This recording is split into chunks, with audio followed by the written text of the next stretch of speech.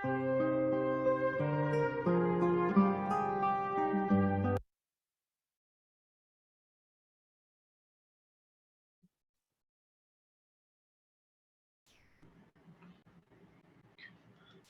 noite a todas e todos, sejam bem-vindas, bem-vindos mais uma vez.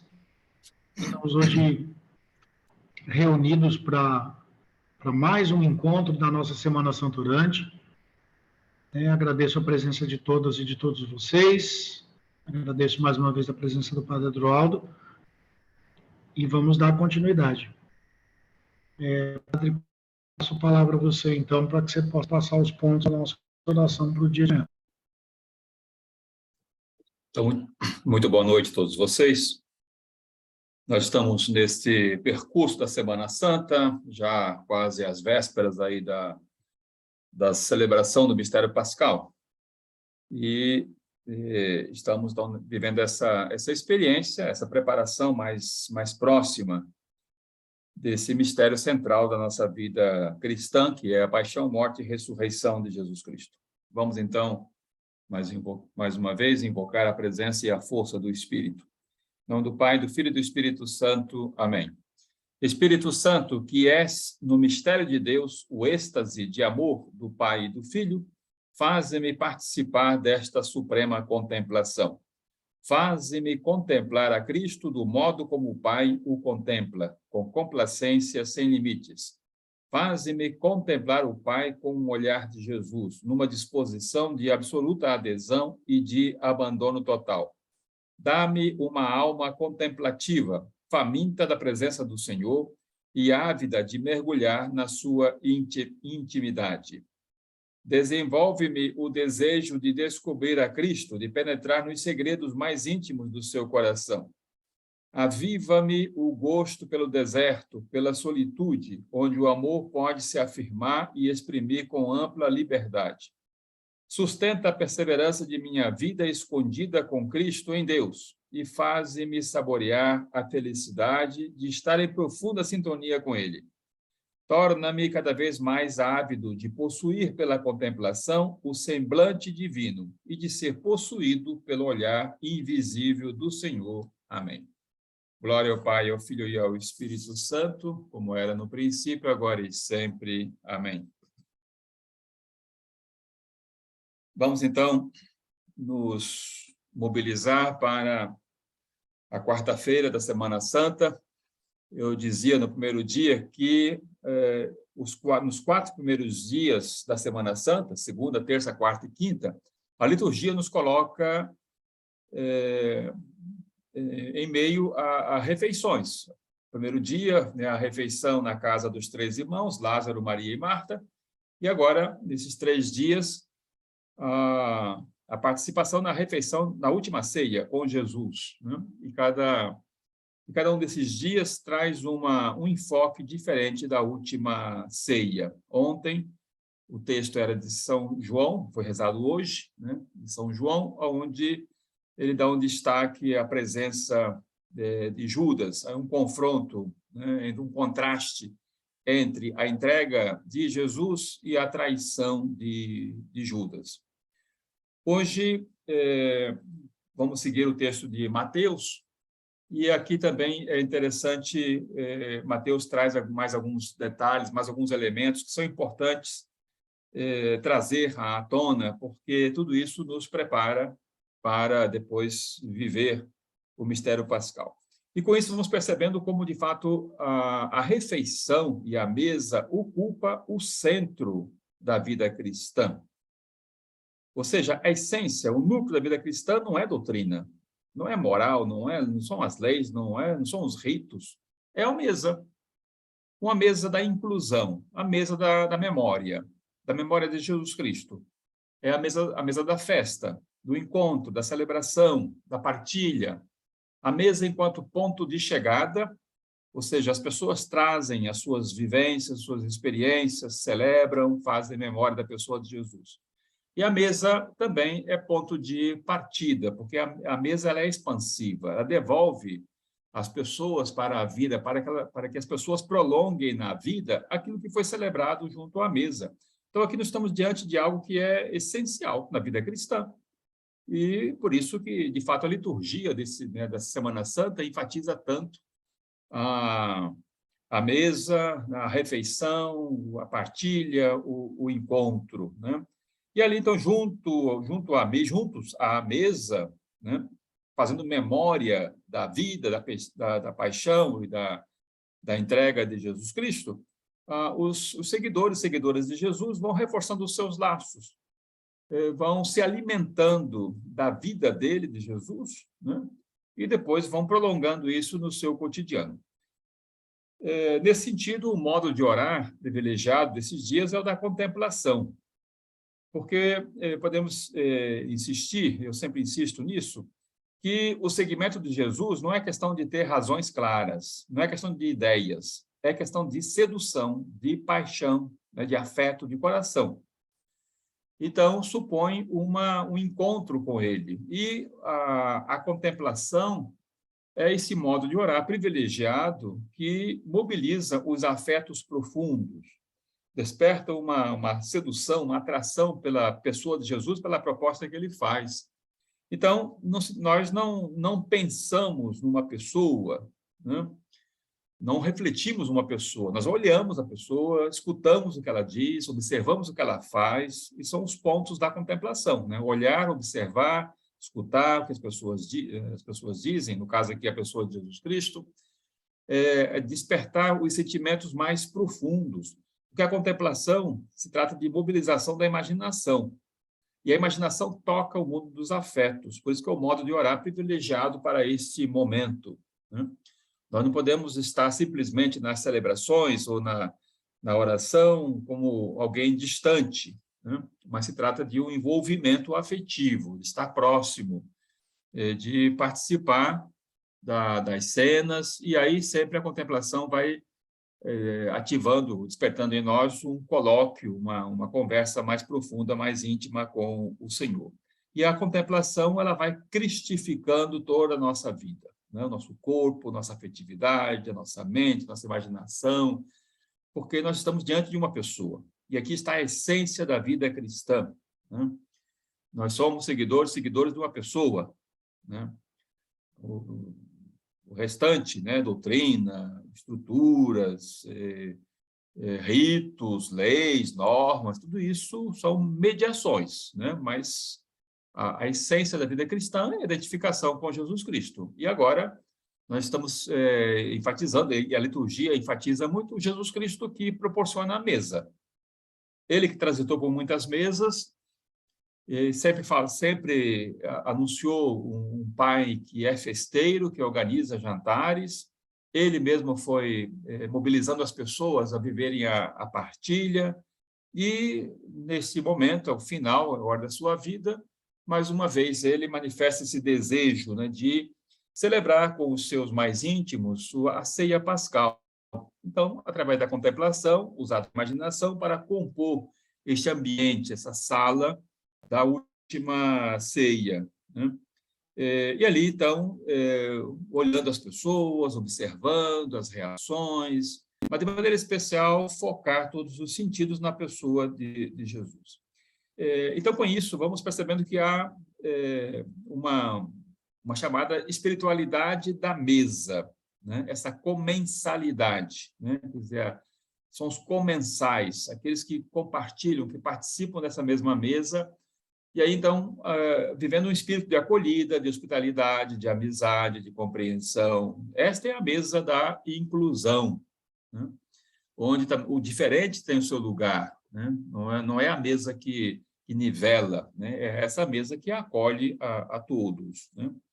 Então, esta mesa é lugar da memória, né? Lugar do compromisso. Esta mesa ela quebra toda a pretensão de poder, né? Iguala a todos, né? Junto a esta mesa não há hierarquia, né? Ela quebra a pretensão de poder, de vaidade, né? Então, é o lugar do serviço, é o lugar do cuidado, né? E, por isso mesmo, é o móvel dos amigos e das amigas. Foi junto a esta mesa que Jesus declarou lá em São João, né? Vós sois meus amigos, né? Junto à mesa. Então, na mesa não há mando, né? Não há imposição, mas há abertura, há acolhida, né? Então, Jesus desejava ardentemente comer a Páscoa, né? E ele estava em Jerusalém. No domingo de Ramos, celebramos a entrada de Jesus em Jerusalém. Mas em Jerusalém, na festa pascal, a cidade triplicava o número de pessoas, então não tinha lugar. Jesus, certamente, ele não tinha casa lá em Jerusalém. E aí o Evangelho de Mateus realça a figura de um homem anônimo, né?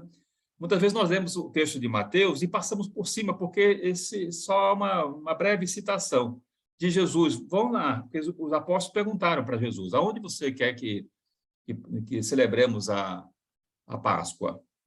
E aí Jesus vai dizer, vocês vão lá na cidade, vocês vão encontrar um homem e vão atrás dele, e se ele perguntar, vocês dizem que, né, eu quero celebrar a Páscoa na casa dele.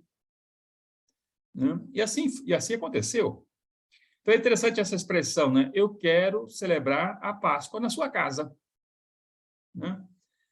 Isso que Jesus viveu ao longo da sua vida. Ele desencadeou um movimento de casas. Não foi um movimento de templos. Movimento de casa. E por isso, agora, no final da sua vida, ele também tem esse grande desejo de celebrar a Páscoa judaica na casa deste homem anônimo.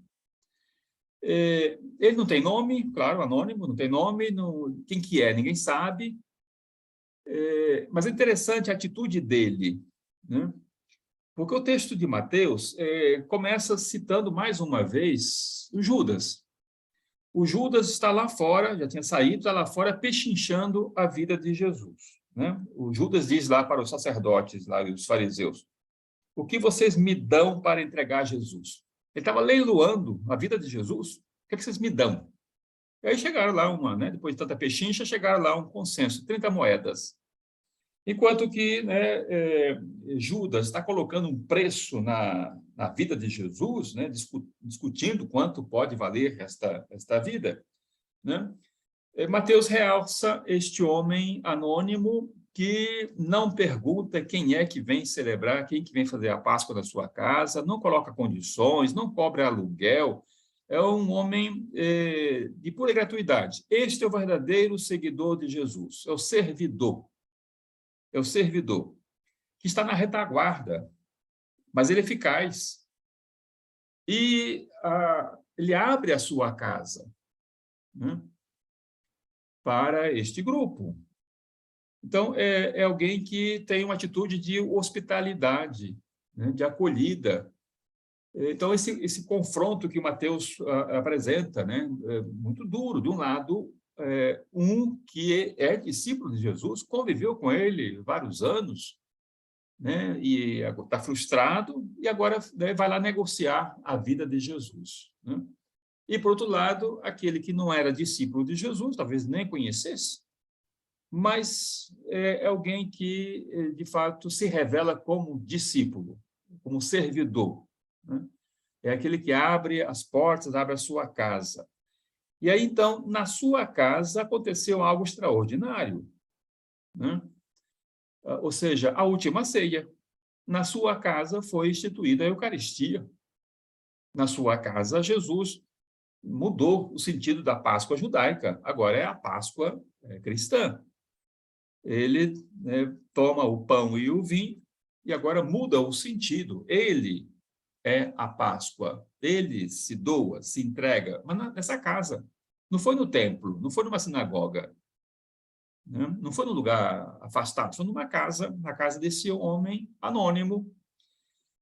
E ele não aparece na foto, né? Mas certamente ele e sua família estavam presentes nessa ceia, porque, claro, era inconcebível uma ceia pascal judaica onde os vizinhos não pudessem participar, e muito mais na casa dele. Com certeza, ele, a sua esposa, seus filhos estavam ali compartilhando, mas não aparece na pintura, né? Não tem, né? Mas para alguns comentaristas dizem que isso é tão óbvio, mas tão óbvio, mas tão óbvio que nem precisava colocá-lo lá junto das pessoas, dos discípulos, né? mas porque foi ele que preparou o ambiente, né? Indicou a sala e colocou lá à disposição, né? Tudo que era preciso, né? Para essa ceia pascal, né? Então, este é o personagem que aparece assim de relance, né? Porque nós conhecemos muitos personagens né, que são de primeira grandeza nos relatos bíblicos, né? Zaqueu, a samaritana, Lázaro, os três irmãos, Pedro, enfim, tantos personagens que têm nomes, né? Que tiveram a presença marcante. Mas esse homem não tem, quer dizer, ele está um pouco na sombra, assim, mas é alguém muito eficaz, que não faz sombra para os outros, né? Que vive uma gratuidade, uma atitude de hospitalidade, e ele se revela como uma imagem, um ícone para todos nós, né? Como seguidores e seguidoras de Jesus, todos nós somos chamados a abrir a nossa casa para oferecer a refeição, a partilha, né? Esta ceia, esta última ceia se prolonga no interior de cada seguidor e seguidora de Jesus. Então, este homem, essa pessoa, né, anônima, né, ela estava muito mais sintonizada com Jesus do que os outros, do que os 12. E, claro, muito mais do que Judas e Pedro, que depois vai negar Jesus, né? Então, certamente não era um discípulo, mas ele vivia na sua essência como discípulo, servidor, alguém que é aberto, né? Então, a expressão da sua casa aberta, é nessa casa que Jesus vai celebrar a Páscoa e é nessa casa que acontece, né, a instituição da Eucaristia, né? Então, esse homem anônimo deu uma contribuição decisiva, né, e que ficou registrada na história, nos 4 evangelistas, né? E ali, então, de fato, quer dizer, este relato revela a grandeza deste homem, né? Então, talvez na oração, buscar, né, quer dizer, essa inspiração nesse homem que quase não aparece, só de relance, né? Mas é alguém que aparece e é eficaz, né? É um servidor, né? Então, esse confronto que Mateus quer destacar, né, destes 2 personagens. De um lado, então, o Judas que está estipulando o valor, está leiloando a vida de Jesus, né? E do outro, alguém que tem uma vida que se abre a outras vidas, né? Na sua gratuidade, acolhe os outros, né? Então, a gente vai percebendo também como, quer dizer, como essa situação, né, esse dupla atitude, né, ou atitudes opostas, né, de Judas e desse homem anônimo, perpassam as nossas realidades, a nossa própria vida, né? Nós percebemos hoje também quantos Judas que estão colocando, né, um preço nas vidas, né, vidas que são vendidas, né, ou vidas que são desvalorizadas, né? Então, falamos muito da subida da bolsa, subida do ouro, subida do petróleo, né? E, ao contrário, a vida do ser humano cada vez mais vai se esvaziando, né? Não tem, né, quer dizer, a pechincha também hoje acontece, né? A vida de Jesus tinha um valor 30 moedas, né? O que são 30 moedas, né? E com essa vida, né, também hoje, né, a vida que é desvalorizada, né? E, no entanto, né, Deus é aquele que investe pesado, né, na vida do ser humano, através do seu cuidado, a sua providência, né? Então, buscar, né, na contemplação, entrar neste ambiente, né, onde, mais uma vez, aparece ali, então, essas atitudes opostas, né? Aí fica a critério de cada pessoa, né? Os relatos bíblicos não descrevem este homem anônimo, né? Mas podemos usar da nossa imaginação, perceber, olhar, verificar ele e a sua família que está ali participando, né? E a partir disso, então, também despertar na própria interioridade, né, esta sala, ou, né, alargar, ampliar esta sala interior. no nosso interior, no nosso coração, também vamos encontrar talvez personagens anônimos, ocultos, que muitas vezes nós não damos muito, né, o devido valor, né? É esse nosso eu oblativo, aberto, compassivo, esse eu esvaziado de poder, né, de vaidade, descentrado, né, aberto, acolhedor. Todos nós temos esse homem anônimo, né, servidor, né? Mas também todos nós temos o nosso Judas, que é o nosso ego inflado, prepotente, que negocia com a vida, que se faz o centro, que não valoriza a vida de ninguém, né? Tem seus interesses, vaidoso. Todos nós temos também, carregamos também, né? Então, essas duas atitudes estão dentro de nós, mas também estão fora de nós, na realidade. Nós conhecemos tantas pessoas nas nossas comunidades, né? Muitas vezes, a grande maioria são pessoas muito pobres, né? Mas que têm uma generosidade, uma casa aberta, né? Porque o pobre sabe compartilhar. O pouco que tem sabe compartilhar. Abre, pelo menos, a casa, né? Oferece espaço. Não tem casa cercada, murada, né? Casa aberta, né?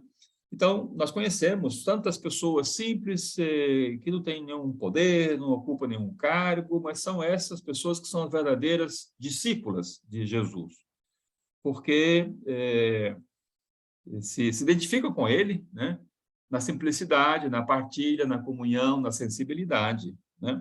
Também nós encontramos no nosso contexto social, né, também eclesial, muitos Judas, né, que vendem vidas, né, que pechincham, que fazem leilão de vidas, né, cada vez mais desvalorizando a vida e colocam o valor nas coisas, né? Então, são essas duas atitudes que nós percebemos dentro de nós, fora de nós, nos nossos ambientes, na igreja, na sociedade, né? Então, o texto de Mateus, ele vem realçar, reforçar isso, né? Quer dizer, para poder participar da última ceia, da ceia com Jesus, né, é preciso, então, desalojar o nosso Judas, o eu egóico, fechado, prepotente, né, e fazer emergir, né, trazer à luz o nosso eu profundo, o nosso eu original, que muitas vezes está escondido, na sombra, né? Então, Jesus, com o convite que ele fez aos discípulos, ele fez emergir este homem oculto, um homem da cidade. Quem que é, ninguém sabe. Mas Jesus pôs no centro, né? E assim, na vida pública de Jesus, quantas vezes ele colocou o último no centro? Uma criança colocou no centro, aquela viúva lá no templo colocou no centro, e assim, são uma infinidade de personagens que, diante da sociedade, da realidade, não tinham uma posição, nem riqueza, nem força, nada. No entanto, Jesus colocou no centro, né? São essas pessoas que fazem a diferença. Aí, então, no texto que eu encaminhei para vocês, né, dou um pouco esse destaque dessa refeição, da última ceia, que é a mesa da partilha, e aí também fazendo essa ligação com o tema da campanha da fraternidade deste ano, né? Dá-lhes vós mesmos de comer. Então, Jesus é aquele que propõe a mesa, que partilha o pão e o vinho, que cria um ambiente de comunhão e deixa a mesa de uma refeição como um marco, né, na vida dos seus seguidores e seguidoras, né? Então, é, de fato, a chamada mística da mesa, né? Porque ali é o lugar do encontro, ele é o centro da mesa, o centro ali desta refeição, e, através da partilha, é que se vai reforçando os laços. São companheiros e companheiras de partilha, de comunhão. Então, essa mesa que Jesus propõe é sempre a mesa oblativa, a mesa acolhedora, que congrega as pessoas, que quebra as hierarquias, né? Então, aquilo que os antigos diziam, né? A mesa eucarística, a mesa da refeição, faz a comunidade, e a comunidade faz a mesa, faz a Eucaristia, né? Porque, então, esta mesa, ela reforça a fraternidade, ela intensifica a amizade entre as pessoas. Então, por isso que os seguidores de Jesus, seguidores de Jesus, têm um modo original de viver junto à mesa, porque aqui estamos diante daquilo que é essencial na vida cristã. Então, como esse modo de proceder junto à mesa, né, que implica, então, um prolongamento do modo de proceder de Jesus, né? E como esta mesa depois vai se visibilizando nas mesas cotidianas, mesa da família, a mesa da comunidade, a mesa das relações. Então, essa mesa vai sendo cristificada e vai se espalhando, né? A mesa da refeição eucarística não se reduz ali naquele momento, naquele espaço, né?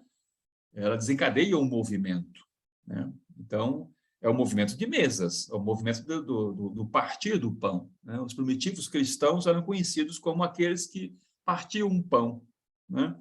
É esse traço característico da vida cristã, porque no partir o pão é que ao partir o pão, fazia memória daquele que sempre partiu o pão e agora parte, né, a sua vida, o seu corpo, o seu sangue, né, parte, reparte e alimenta a todos. Então, aproximar-se dessa mesa é aproximar-se do território sagrado, né? Não se aproxima de qualquer jeito, né? É preciso uma abertura, uma disponibilidade, porque estamos diante daquele que é o centro desta mesa, né? E depois também como esta mesa cria uma circularidade, né? É interessante esta imagem, nós encontramos em algumas passagens dos evangelhos, né? Jesus não instituiu nenhuma hierarquia, ele instituiu um círculo, né? Numa outra cena, né, quando a mãe de Jesus, os seus irmãos vão lá, querem conversar com ele, e aí avisam para ele, olha, sua mãe e seus irmãos estão aí. Então, ele olha ao redor, né, e vai dizer, né, quem são meus irmãos e, né, minha mãe e meus irmãos? Esses que estão escutando. Então, há um círculo. Nesse círculo, existem funções diferentes, ministérios diferentes, mas é um círculo. A mesa possibilita esta imagem circular. Todos estão ao redor da mesa, né? Então, aqui não há estrutura piramidal, hierárquica, mas uma estrutura circular, né? Jesus é o centro. Todos estão ao redor dele, escutando. Nós vimos no outro dia, no relato da refeição na casa dos 3 irmãos, né? Então, a atitude de escuta, a atitude do serviço e a atitude do cuidado. Então, esse cuidado mútuo, essa acolhida mútua, a atitude de serviço, que implica a saída de si. Então, a mesa, como ela é circular, né? As pessoas que estão assentadas junto à mesa vivem essa atitude circular, essas pessoas também vão reforçando os laços, vão se dando as mãos, partilhando o pão, né, de um lado para o outro, né? Então, essa é a imagem que, infelizmente, nós perdemos, né? Infelizmente, precisamos recuperar isso. E a Semana Santa, pelo fato de nos colocar, né, durante vários dias, né, junto a uma mesa, nos ajuda a recuperar essa dimensão de encontro, de comunhão, sem estrutura piramidal, mas uma estrutura circular, né? Então, o texto descreve um pouco essa imagem, né, que aparece também no Evangelho de hoje, de Mateus, né? Jesus ali com os seus discípulos, e mais uma vez ali aparece, né, como, não só no começo da leitura, a figura do Judas pechinchando a vida de Jesus, mas agora Judas está ali presente, e mais uma vez Jesus vai oferecer um pedaço, um bocado de pão molhado no seu prato, vai entregar para Judas, né? Na concepção judaica, molhar um pedaço de pão no mesmo prato significava a máxima intimidade, máxima confiança, máxima amizade, né? É um gesto humano, né? E mesmo, né, quer dizer, Jesus percebendo que alguém estava tramando, né, no seu interior, mas Jesus vai até o último momento, né? Ele oferece esse último gesto, só que Judas não foi capaz de entrar no fluxo desse gesto. Estava ali junto da mesa, mas estava distante da mesa, né? Porque não foi capaz de compartilhar desse momento, né? De compartilhar com os outros, porque tinha outro interesse, né? Aquela refeição, o que estava acontecendo ali, assim como aconteceu na vida de Jesus, foi gerando uma frustração na vida de Judas. Ele queria Jesus segundo os seus critérios, né? Então, não suportou a imagem desse Jesus que se despoja de todo o poder, né? E que compartilha, numa refeição simples, né? Uma proposta de vida. Então, a mesa que Jesus apresenta é uma mesa de vida, né?